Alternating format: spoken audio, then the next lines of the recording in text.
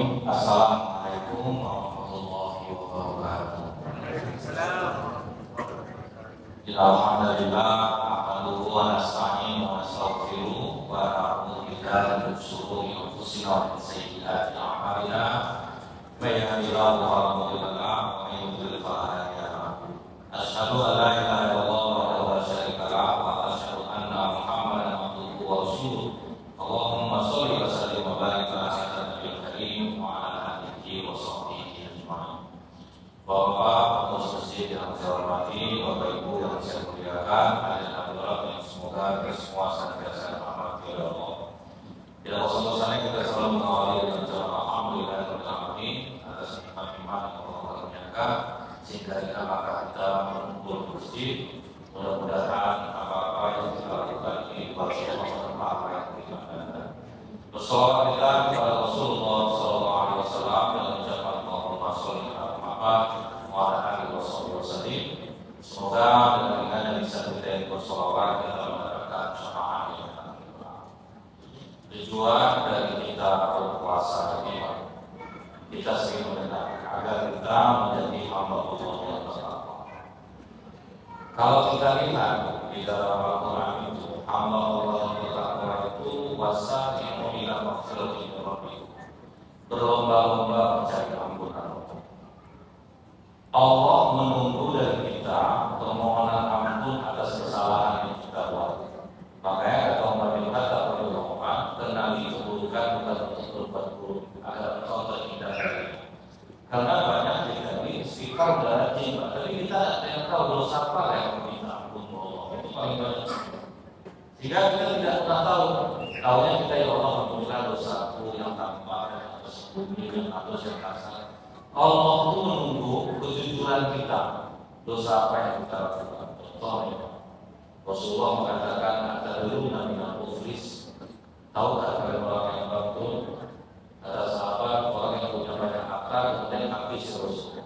Kata Rasulullah, orang nanti di akhirat datang pahala sholat, puasa, zakat, haji, tapi dia pernah menuduh zianu, zalimi zianu, sehingga amalnya dipindahkan kepada orang yang dia zalim. Sementara kita paling sering melakukan kegunjingan.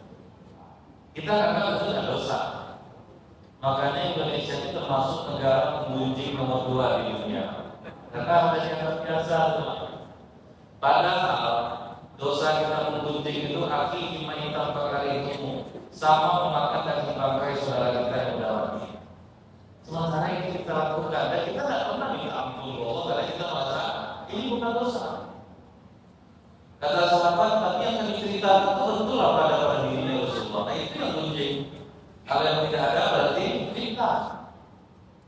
Nah, sementara kita ini paling dari mana kok bisa menilai negara Indonesia ini bergunjing? Dari apa yang mereka buka di searching di Google, mereka tonton di YouTube, mereka buka TikTok, itu kan terdata semua. Jadi secara keseluruhan memang penggunjingan itu sudah dianggap biasa di Indonesia. Ada pakai kalimat merah ini kalau menjelekkan orang nikah ya pulang Ramadan ini betul-betul nyata akhirnya menjelekkan orang. Dia lagi-lagi perempuan sama aku juga beda gaya aja sebetulnya. Jadi kalau dengar bapak bilang alam lebih ibu sama tahu aja lebih dari padahal bapak. Nah cuma beda gaya aja kalau bapak lebih legar kalau gaya. Kalau perempuan pakai telepati, pakai mata sama mulutnya tahu dia artinya. Dia nggak putus sama kita. Dan ini yang biasa bu. Kadang pas harus tempat juga menggunting kue orang. Dia kan menyebutnya haji, nggak usah beli itu bawa tempat siapa nikah di kipas susu di tempat semua. Karena kan nggak di luar. Ini yang biasa. Kita istighfar juga, tapi kita nggak tahu. Makanya kalau meminta itu kenali macam-macam keburukan, menggunjing orang, memfitnah orang, mengadu domba orang, kemudian apa lagi? Kencing yang tidak dibasuh. Sampai kata Rasulullah SAW minal baul, fa inna amata ala al-mu'minin. Kebanyakan orang yang disiksa dalam itu adalah kencing yang tidak dibasuh. Dan kita harus kenali itu, Pak. Supaya kita tidak termasuk ke dalamnya. Itu ada capek sholat, kita kirim ke orang, kita kita istighfar, kita tidak tahu kita atas dosa apa kita menurut Allah. Maka banyak orang sholat itu stres Pak, doa dan dikabulkan. Dia suka ngeluh di tempat kerja, suka ngeluh, mengumpat, menjelek-jelekkan pimpinannya, menjelek-jelekkan tempat dia kerja. Dia tidak tahu bahwa itu dosa. Itulah yang membuat sholat itu tidak ada arti apa-apa di sisi Allah. Karena semua sudah dikirimnya kepada orang yang dia puji. Kalau kita lihat di Mekah atau di Madinah, hujan cuma 2 kali 1 tahun, tapi tidak pernah berkurang airnya. Hari panas, siang 52 derajat, tapi angin sejuk. Salah satunya kalau sempat bapak pergi umroh itu pergi haji, coba pancing orang di sana mengunjing kalau mereka digunjing. Mereka tidak pernah makan daging pakai saudaranya. Saya pernah coba ajak orang untuk gunjing dan umpat. Padahal gunjingan itu masih normal kalau untuk di Indonesia. Saya cuma tanya, bagaimana ceritanya pengalaman Raja Salman ini meninggalnya? Tadi sudah sampai Indonesia, tembak sekarang orangnya. Jawabannya bohong. Semoga Allah memasukkannya dalam surga. Dia orang baik, banyak jasa terhadap negara kami. Kesetiaannya kepada keluarga raja, dia lindungi raja kami kemanapun pergi. Semoga Allah mengampuni dosa-dosa. Tapi tidak ada cerita. Kalau kita ini mana cerita kamu bila kita dulu dalam masalah ini, akan cerita. Jadi itu Pak, itulah di bulan puasa ini Pak, kunci semuanya. Kunci, kemudian apalagi menggunakan HP terhadap hal yang tidak penting. Ini memang karantina habis. Di sinilah kita akan tahu bagaimana dosa kepada Allah, dosa mata, dosa telinga, dosa mulut, banyak. Dan di bulan Ramadan ini, iblis tidak ada ikut campur sama sekali. Semua iblis dibelenggu, setan-setan dibelenggu. Ini murni kita dan diri kita sendiri. Di sinilah iblis bisa bertenang dan selamanya aku letujuh. Kalian jangan aku yang letujuh. Sebetulnya di bulan puasa ini kalau siapa yang suka melak, berarti itulah asli. Siapa yang suka nipu orang, itulah asli. Karena itu tidak ada ikut campur juga. Mereka semua tidak ada ikut campur bulan Ramadan ini. Maka itu jika iblis dibelenggu, semangat orang untuk beribadah jadi tinggi, Pak. Lihat Bu, hanya di bulan Ramadan kita bisa melihat orang ramai dulu-dulu ke masjid. Karena itu sudah ada terang. Nah, cuma kita berperang melawan langsung kita sendiri.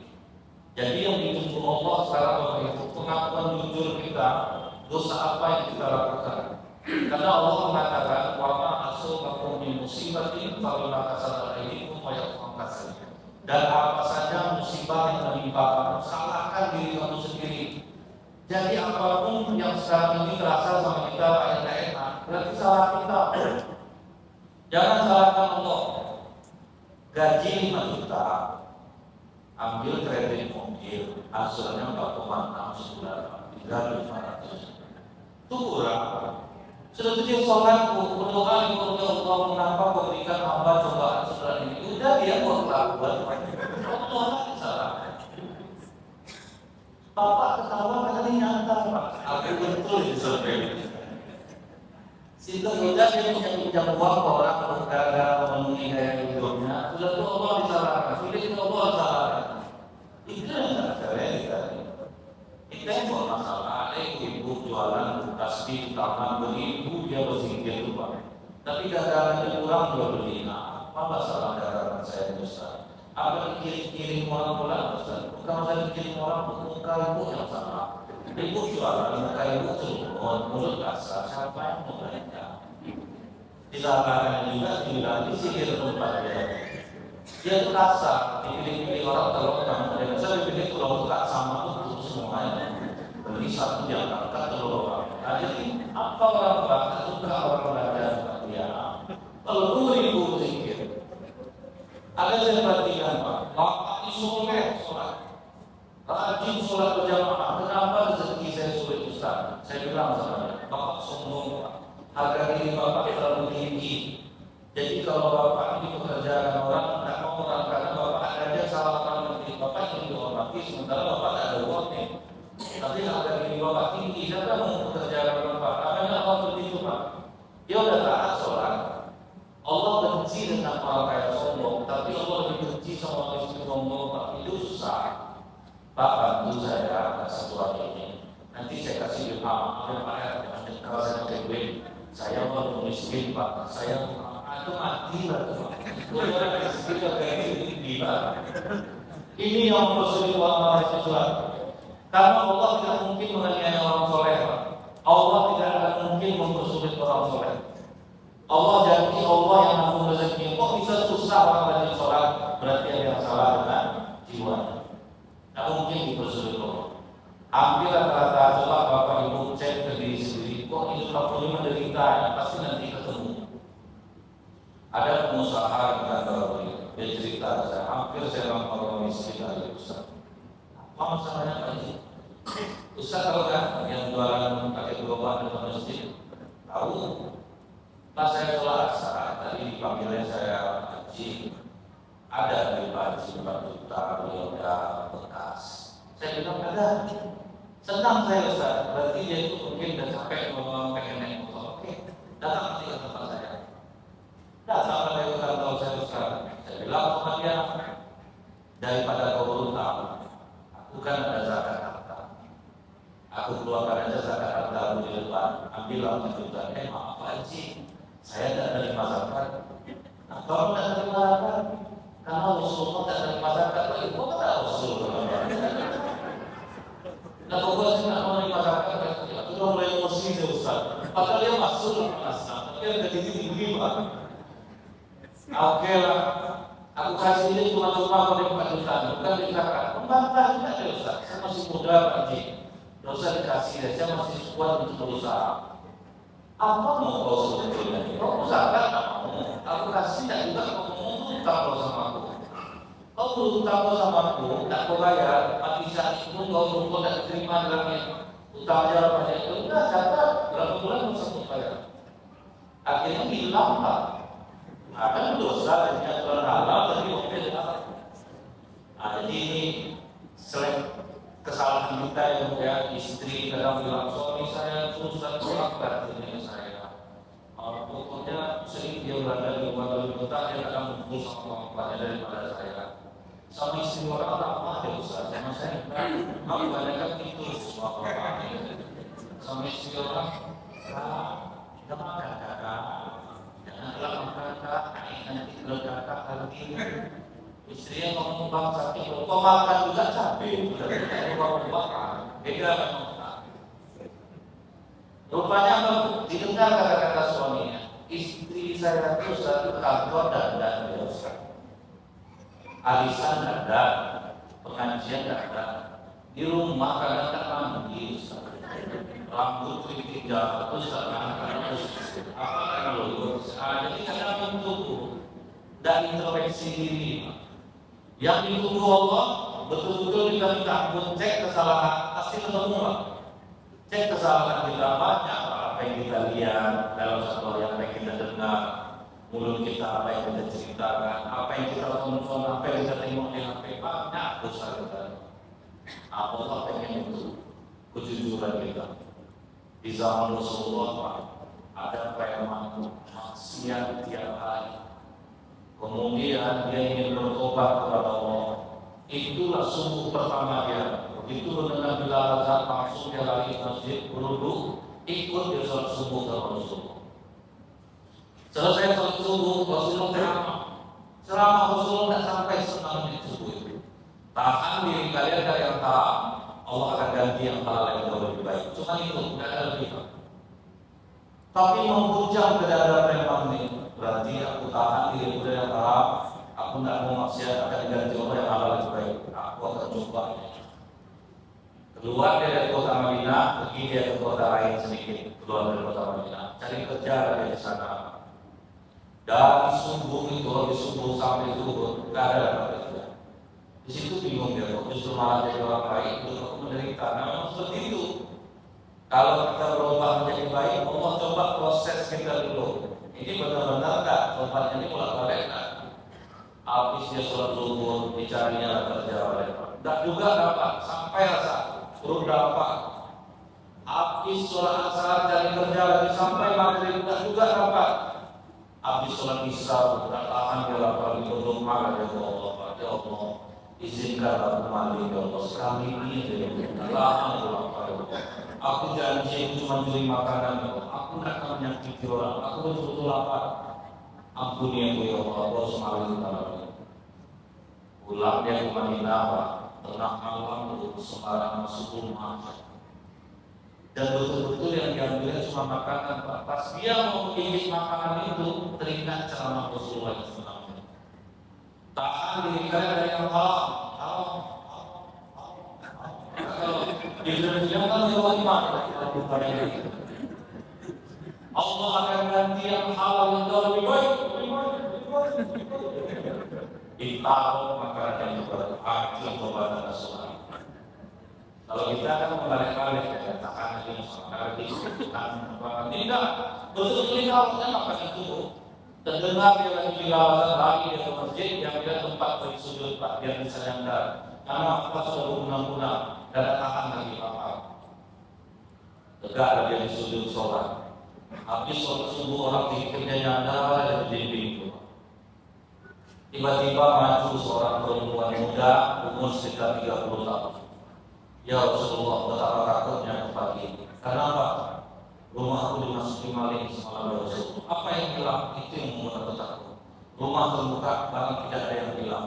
Kau kan tahu ya Rasulullah, aku ini masih muda, tapi aku janda. Suamiku sudah meninggal di medan perang. Aku memohon kepada ya Rasulullah, pilihkanlah suami yang baik. Siapapun pilihan mau ridho Rasul. Anak paling berusaha tebak-tebak kesalahan. Ini dia. Buah dari usul-usul dari Tuhan. Sebetulnya Rasulullah dari kasih tahu malaikat Jibril, Pak. Tobat dia ini dia betul-betul tobat. Dipanggil Rasulullah tak maka angkat ada sedang. Ada apa ya Rasulullah?